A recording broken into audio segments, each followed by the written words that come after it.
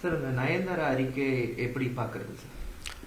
இன்னைக்கு வந்த இந்த அறிக்கை வந்து இண்டஸ்ட்ரியை பொறுத்த வரைக்கும் சரி, ஃபேன்ஸை பொறுத்த வரைக்குமே சரி, ஒரு ஷாக்கிங்கான ஒரு அறிக்கை தான். ஏன்னா நயன்தாராவோட இந்த டாக்குமெண்ட்ரி வந்து பியாண்ட் த ஃபேரிடேல் நயன்தாரா, இது வந்து ஃபுல் அண்ட் ஃபுல் இது வந்து ஒரு கமர்ஷியல் ஓரியன்டாக தான் எல்லாருமே பார்க்குறாங்க. நானும் அப்படி தான் பார்க்குறேன். நெட்ஃப்ளிக்ஸுக்காக அவங்க ஒரு குறிப்பிட்ட தொகை வாங்கிட்டு தான் அவங்க இதை வந்து கொடுத்துருக்கிறதா தான் ஒரு தகவல். அப்படி இருக்கும்போது அதில் அவங்க யூஸ் பண்ணக்கூடிய ஒவ்வொரு விஷுவலுமே, அதாவது அவங்க சம்மந்தப்பட்டது இல்லாமல் வேறு திரைப்படங்கள்லேருந்து அவங்க நடித்த படங்கள்லேருந்து வாங்குறது கூட சம்மந்தப்பட்ட ப்ரொடியூசர்கிட்ட இருந்து என்ஓசி வாங்கி தான் பண்ணணும். அதுதான் லீகலியும் கூட. ஸோ அவங்க இதை வந்து அவங்க நானும் ரவுடிதான் படங்கிறது அவங்களுக்கு சென்டிமெண்டலாக மட்டும் இல்லாமல் அவங்க ரெண்டு பேருக்கு இடையில் காதல் உருவான படம். அந்த படம் தான் அவங்க லைஃப்பில் அது ஒரு முக்கியமான படம். அப்படி இருக்கும்போது அந்த டாக்குமெண்ட்ரியோட ட்ரெய்லர் லாஸ்ட் வீக் வந்து ரிலீஸ் ஆனதில் வந்து நானும் ரவுடிதானோட ஒரு 3 செகண்ட் வந்து அவங்க பிகின் த சீன்ஸ் அந்த படத்தை வந்து யூஸ் பண்ணியிருக்காங்க. அதுக்காக தான் தனுஷ் தரப்புலேருந்து வக்கீல் நோட்டீஸ் அனுப்பிச்சிருக்காங்க. அது சட்டப்படி சரியான ஒரு விஷயம் தான். இன்றைக்கி இருக்கிற காலகட்டத்தில் காப்பிரைட் அப்படிங்கிறது எல்லாருக்குமே தெரியும். யூடியூப் வந்த பிறகு இந்த காப்பிரைட் விஷயம் அப்படிங்கிறது யாருடைய அனுமதியும் இல்லாமல் சினிமாங்கிறது நீங்கள் கேட்கவே வேண்டாம். சம்மந்தப்பட்ட ப்ரொடியூசர்கிட்ட இருந்தோ இல்லை யார் காப்பிரைட் ஹோல்டரோ அவங்ககிட்ட இருந்து நீங்கள் பர்மிஷன் எடுத்து தான் பண்ணணும். நயன்தாரா இந்த அறிக்கையில் அதை பற்றி மட்டும் அவங்க மென்ஷன் பண்ணியிருந்தாங்க அப்படின்னா இது எல்லாருமே அந்த ஒரு விஷயமா தான் பார்த்துருப்பாங்க. காப்பிரைட் நானும் ரவுடி தான், இவங்களோட டாக்குமெண்ட்ரி நானும் ரவுடி தான், காப்பிரைட்டு தனுஷ் நயன்தாரா இவங்களுக்குள்ள இருக்கிற ஒரு விஷயமா போயிருக்கோம். ஆனால் அந்த அறிக்கையில் நயன்தாரா வந்து தனுஷை பற்றிய சில விஷயங்கள் அவங்க ஷேர் பண்ணியிருக்கிறது, அதில் மென்ஷன் பண்ணியிருக்கிறது பார்த்தீங்கன்னா ஒரு தனிப்பட்ட தாக்குதல் மாதிரி தான் இருக்குது. ஸோ அவங்களுக்குள்ள நடந்த விஷயங்கள், அந்த படத்தோட ப்ரொடக்ஷன் டைமில் நடந்த விஷயங்கள், அதற்கு பிறகான விஷயங்கள் என்ன நடந்தது அப்படிங்கிறது சம்மந்தப்பட்ட அவங்களுக்கு மட்டும்தான் தெரியும்.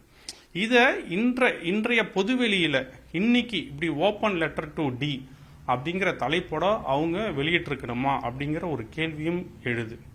இதை அவாய்ட் பண்ணியிருந்திருக்கலாம் என்னை பொறுத்த வரைக்கும். என்னன்னா இது தனிப்பட்ட விதத்தில் அவங்க ரெண்டு பேருமே அமர்ந்து பேசக்கூடிய ஒரு விஷயம். இதுக்கு இடையில் நெட்ஃப்ளிக்ஸ் அப்படிங்கிற ஒரு விஷயம் இருக்குது. அவருக்கு அவருடைய கண்டென்ட்டு நானும் ரவுடி தான், அவர் தான் காப்பிரைட் ஹோல்டர், அவர் தான் முதலீட்டு போட்ட ஒரு முதலாளி.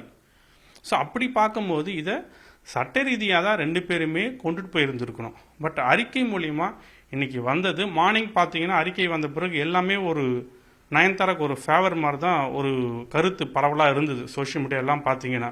அப்புறமா போக போக இந்த எலெக்ஷன் ரிசல்ட் ட்ரெண்டு மாறுற மாதிரி இப்போ பார்த்தீங்கன்னா தனுஷ் செய்ததில் என்ன தப்பு இருக்குது, அவங்க அனுமதி இல்லாமல் பயன்படுத்துறதுதானே இவர் கேட்குறாரு அப்படிங்கிற ஒரு விஷயமா தான் இப்போ பார்க்கப்படுது.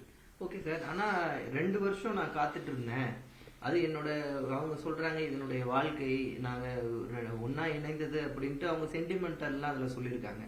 அப்போ அதுக்கு தனுஷ் ஒரு மாதிரி ஒரு முகம் சாச்சிருக்கலாமோ? ஏன் இவர் 2 வருஷம் கண்டுக்காம விட்டுட்டாரோ தனுஷ்? இப்படி போய் பேசாமலாம் இருக்க மாட்டாங்க. ஏன்னா அவரு விக்கி கூட அவரோட இன்ஸ்டாகிராம் பேஜ்ல போடுறாரு. அந்த அளவுக்கு அவங்க அப்போ ட்ரை பண்ணதுனால ஒரு விரக்தியின் உச்சமா இதை பார்க்கலாம். இல்லை, அதுதான் நீங்கள் அப்படிதான் அது எடுத்துக்கணும். இது வந்து பார்த்தீங்கன்னா தனுஷ் தரப்புலேருந்து நமக்கு இன்னும் எந்த விதமான ஒரு அறிக்கையோ இல்லை அவங்க சார்பில் இருந்தோ யாருமே ஒரு பிஆரோ யாருமே வந்து எந்த விதமான அறிக்கையும் கொடுக்கல. எதுவுமே அவங்க சைட்லேருந்து எதுவும் வரல, இது வரைக்கும் கொடுக்கல. அப்படி இருக்கும்போது என்ன நடந்தது அப்படிங்கிறது தனுஷ் தரப்புலேருந்து தான் சொன்னேன். இப்போ விக்னேஷ் சிவன் ஷேர் பண்ணியிருந்த அந்த வக்கீல் நோட்டீஸ் அவர் வந்து அவரோட இன்ஸ்டா பேஜில் ஷேர் பண்ணியிருக்காரு. அதையும் நான் பார்த்தேன். அதில் பார்த்தீங்கன்னா நீங்கள் யூஸ் பண்ணியிருக்கிறது பர்மிஷன் இல்லாமல் யூஸ் பண்ணியிருக்கீங்க, நாங்கள் தான் டோட்டல் காப்பிரைட்ஸ் ஹோல்டருங்கிறத சொல்லியிருக்காரு. ஸோ அது நீங்கள் நயன்தாராவும் பார்த்தீங்கன்னா லீகலி அவங்க அதை அக்செப்ட் பண்ணிக்கிறாங்க. அந்த அறிக்கையிலே பார்த்தீங்கன்னா லீகலி நீங்கள் தான் வந்து சக்ஸஸ் ஆவீங்க, பட் நான் வந்து இதை கடவுள்கிட்ட கொண்டுட்டு போகிறேன்னு அவங்க வந்து அந்த ஒரு பாயிண்ட்லேருந்து அப்படியே டீவியேட் பண்ணி வேற ஒரு பாயிண்ட்டுக்கு மாற்றி கொண்டுட்டு போகிறாங்க. இதில் இப்படி பார்க்கலாமா சார்? இப்போ வந்து தனுஷை வந்து நாங்கள் 2 வருஷம் காத்திருந்தோம், தனுஷ் உண்மை முகத்தை நான் காட்டுறேன் அப்படின்ற மாதிரி அவங்க சொல்றாங்க. நம்ம இல்லை, இதை வந்து ஒரு ஈகோவாக தான் நான் பார்க்குறேன். இது வந்து இவங்களும் ஒரு one of the top heroine in Indian film industry. ஏன்னா ஹிந்தி படத்துலேயே நடிச்சிட்டாங்க. தனுஷும் ஹிந்தியில் அவங்க 2 பேருமே டாப் ஸ்டார்ஸ். என்னை பொறுத்த வரைக்கும் 2 பேருமே, என்னை பொறுத்த வரைக்கும் எல்லாருமே சொல்லுவாங்க நயன்தாரா ஒரு தமிழ் சினிமா இண்டஸ்ட்ரியில் ஒரு பெரிய டாப் ஸ்டார், தனுஷும் ஒரு top star, multi talented personality. அவங்க 2 பேருக்கு இடையில் இந்த ஒரு விவகாரம், அவங்க நயன்தாரா அவங்க என்ன சென்டிமெண்ட்டாக நீங்கள் முதல்ல சொன்ன மாதிரி சென்டிமெண்ட்டாக அவங்க வந்து இந்த நானும் ரவுடி தான், ஏன்னா அந்த படத்தில் இருக்கிற தங்கமே உன்னைத்தான் தேடி வந்தேனே சாங் வந்து எந்த அளவுக்கு ரீச்சுங்கிறது எல்லாருக்குமே தெரியும். ஏறக்குறைய அது ஒரு லவ்வர்ஸுக்கு இடையில் ஒரு காதலியை ஒரு வர்ணித்து ஒரு அந்த காதலில் விழுந்ததுக்கு உண்டான ஒரு பாட்டு மாதிரியான ஒரு பாட்டு. அப்படி இருக்கும்போது இவங்களுடைய காதலுக்கு இப்போ ஒரு உதாரணத்துக்கு நீங்கள் பார்த்தீங்கன்னா லப்பர் பந்தில் வந்து அந்த விஜயகாந்த் பற்றின ஒரு பாடல் எப்படி ஒரு பூஸ்டப் படத்தை கிரியேட் பண்ணிச்சு. இப்போ இந்த ஒரு சாங் அந்த ஒரு டாக்குமெண்ட்ரியில் இருந்திருந்ததுன்னா எப்படி இருந்திருக்கும்?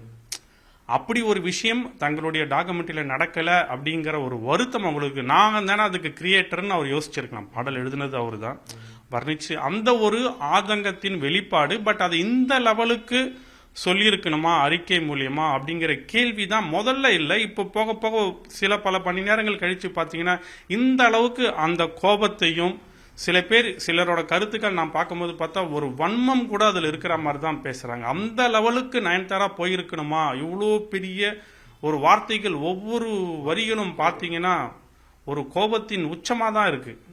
சார் இப்போ அடுத்த கட்டம் இது எதை நோக்கி நாங்கள் இல்லை, இது என்னை பொறுத்த வரைக்கும் இது லீகலாக தாங்க போகும். இது இவங்க கடவுள் அப்படின்னு இவங்க கடவுள் அப்படின்னு சொல்லிட்டு தனுஷ் சொல்றதுல நீங்க ஆரம்பமும் முடிவும் பார்த்தீங்கன்னா ஒரு பக்கம் அவரை வந்து ஒரு ஒரு ஒரு கோபத்தை அவருக்கு இன்னும் ஒரு எக்ஸ்ட்ரா கோபத்தை தூண்டி விடுற மாதிரி தான் அவங்க வந்து அதில் வெளிப்படுத்தி இருக்காங்க. முடிக்கும் போது ஓம் நமச்சிவாயான்னு முடிச்சிருக்காங்க. தனுஷ் அதை தான் சொல்லுவார். இந்த மாதிரியான ஒரு விஷயம் எப்படி வேணாலும் யார் வேணாலும் இதை திசை திருப்பலாம். எந்த பக்கத்துக்கு வேணாலும் இதை சர்ச்சையாக்கலாம். அதுதான் அங்க நெப்போட்டிசம், அதுதான் அங்க நெப்போட்டிசம்ல ஆரம்பிச்சு இவங்க முடிக்கும் போது தனுஷ் சொல்ற அந்த பக்திமயமான வார்த்தையை இது யார் சர்ச்சையை ஆக்கினாலும் எந்த பக்கம் வேணாலும் யார் வேணாலும் எப்படி வேணாலும் திசை திருப்பி இதை கொண்டுட்டு போகிறதுக்கு ஒரு வாய்ப்பு இருக்கு. இன்னைக்கு இருக்கிற காலகட்டத்தில் தமிழ் சினிமா இண்டஸ்ட்ரி இருக்கிற ஒரு சூழல்ல இப்படியான ஒரு சர்ச்சை இந்த நேரத்துக்கு தேவையா அப்படிங்கிற கேள்வி. ரெண்டு பேருமே அமிக்கபுளா உட்காந்து ஒருத்தர் ஓகே எனக்கு விருப்பம் இல்லை, ஓகே இவங்களும் ஓகே விருப்பம் இல்லை விட்டுருங்க அப்படின்ட்டு போலாம். நீங்க எல்லாமே இப்போ அது ஆடியோ ரைட்ஸ் முதல்கொண்டு எல்லாமே தனுஷ் தரப்புல வச்சிருக்கிறத தான் அவங்களோட நோட்டீஸ்ல அவங்க வந்து மென்ஷன் பண்ணியிருக்காங்க. மொத்த பிகின் த சீன்ஸ் நீங்க போடும்போது இவங்க 3 செகண்ட் பயன்படுத்திட்டாங்க. ஸோ என்னை பொறுத்த வரைக்கும் என்னன்னா இது ஒரு நெட்ஃபிளிக்ஸ் தரப்புல இருந்தும் ஒரு ப்ரெஷர் எழுந்திருக்கலாம் இவங்களுக்கு நயன்தாரா. ஸோ என்ன ஹேண்டில் பண்றதுன்னு தெரியாம ஒரு ரிலீஸ்க்கு 2 நாள் இருக்கும் போது இப்போ நாளன்னைக்கு ரிலீஸ் ஆக போகுது. இன்னைக்கு இது வரைக்கும் இப்படி ஒன்று வருதாங்கிறதே பல பேருக்கு தெரியாம இருந்தது. இதை நீங்க அப்படி ஒரு ப்ரொமோஷன் ஆங்கிள் கூட நீங்க எடுத்துட்டு போகலாம்.